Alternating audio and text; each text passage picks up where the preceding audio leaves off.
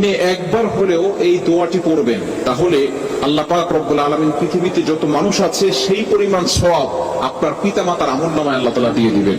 মনে রাখবেন, পিতা মাতা কিন্তু আপনার কাছে অনেক বড় একটি জিনিস। যাদের উসিলায় আপনি দুনিয়াতে এসেছেন, যাদের উসিলায় আপনি দুনিয়ার এই নিয়ামতগুলো দেখতে পাচ্ছেন, তাদের জন্য দোয়া করতে হবে, নিজের জন্য ক্ষমার দোয়া করতে হবে, মুমিনদের জন্য দোয়া করতে হবে, মুসলমানদের জন্য দোয়া করতে হবে। চমৎকার একটি দোয়া, আপনি শোনার পর থেকে প্রতিদিন একবার হলেও এই দোয়াটি করবেন। আল্লাহ পাক রব্বুল আলামিন আপনার গুনাহ খাতাগুলো ক্ষমা করে দিবেন এবং আল্লাহ তাআলা আপনার পিতামাতার এবং আপনার আমলনামায় ওঠেল পরিমাণ সওয়াব আপনার আমলনামায় আল্লাহ পাক রব্বুল আলামিন লিখে দিবেন। বিশেষ করে আমরা কিন্তু পিতামাতার খেদমত করতে জানি না, পিতামাতার সাথে ভালো ব্যবহার করতে জানি না। পিতামাতার সাথে ভালো ব্যবহার করতে হবে, তাদের জন্য দোয়া করতে হবে, তাদের জন্য দোয়া করতে হবে। এই দোয়া আল্লাহ তাআলা পবিত্র কোরআনুল কারীমের ভিতরে নিজেই কোট করে দিয়েছেন যে সন্তান পিতামাতার জন্য কিভাবে দোয়া করবে। রব্বির হামহুমা কামা রব্বায়ানি সগীরা, সূরা বনী ইসরাঈলের 23-24 নম্বর আয়াতে খুব সুন্দর করে আল্লাহ পাক রব্বুল আলামিন জানিয়ে দিয়েছেন। সুতরাং আমরা অবশ্যই সুন্দর করে তাদের জন্য দোয়া করার চেষ্টা করব এবং আমরা দিনে একবার হলেও এই দোয়াটা পড়ব, রব্বিগফিরলি ওয়া লিওয়ালিদাইয়া ওয়া লিল মুমিনিনা ইয়াওমা ইয়াকুমুল হিসাব। রব্বিগফিরলি ওয়া লিওয়ালিদাইয়া ওয়া লিল মুমিনিনা ইয়াওমা ইয়াকুমুল হিসাব।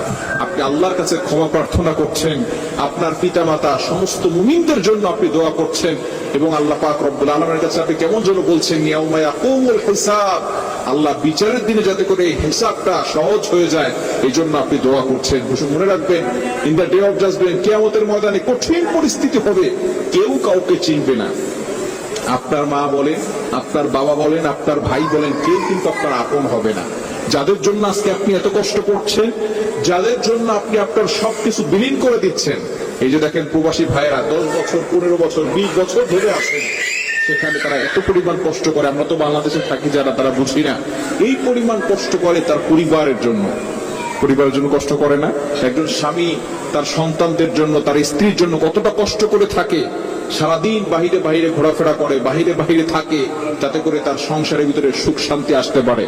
কিন্তু দেখা যাচ্ছে ফাইনালি শেষ পর্যন্ত তার কবরে কিন্তু একাই যেতে হবে।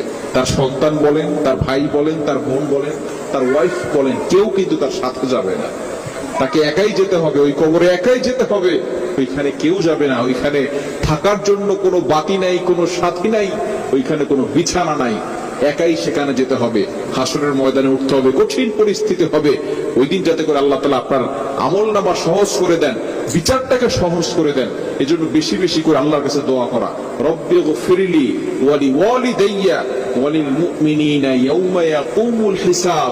এই দোয়া যদি আপনি করতে পারেন, আল্লাহ পাক রব্বুল আলামিন আপনার যে দায়িত্বগুলো আছে পিতামাতার জন্য, এই দায়িত্বগুলো পালন করার চেষ্টা করবেন, পিতামাতার সাথে ভালো ব্যবহার করার চেষ্টা করবেন, ইনশাআল্লাহ আল্লাহ পাক রব্বুল আলামিন আপনার দোয়াগুলো কবুল করে নেবেন। আল্লাহ তাআলা আমাদের সকলকে এই বিষয়গুলো বোঝার তৌফিক দান করেন।